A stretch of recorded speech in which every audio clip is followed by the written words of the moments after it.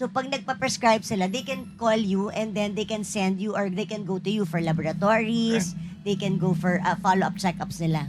Siguro kung it's also nice to expound on that also, no? So we did get to mention our accredited facilities. But what's also unique about One Life is over and above the One Life facilities themselves, we also have over 100 partner facilities para po mas maging convenient sa patient natin nung kunyari kinakailangan po natin nung additional lab test.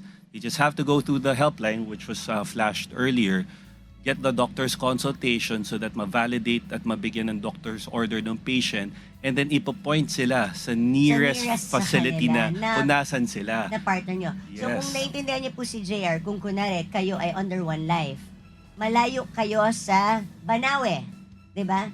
So pero pag nag-telemed kayo, they can now tell you, oh ito yung partner taga-district, saan kayo may partner lab in Quezon City.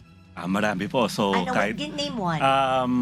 we have in say San Juan, malapit meron din tayo. Here in Quezon City, sa District 1 if I remember correctly. But everything, yun po na maganda doon po sa na-flash na website Pwede kanina, sila tumawag. the complete list So is for there. example, kailangan nyo, kung saan kayo nakatira, ituturo nila kayo doon sa kanilang partner na mas malapit if it is nearer than the Banawe Clinic. Correct.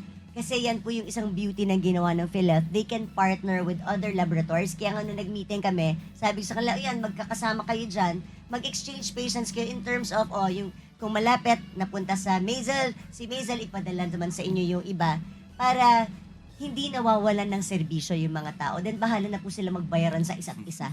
That's the beauty of what PhilHealth is doing.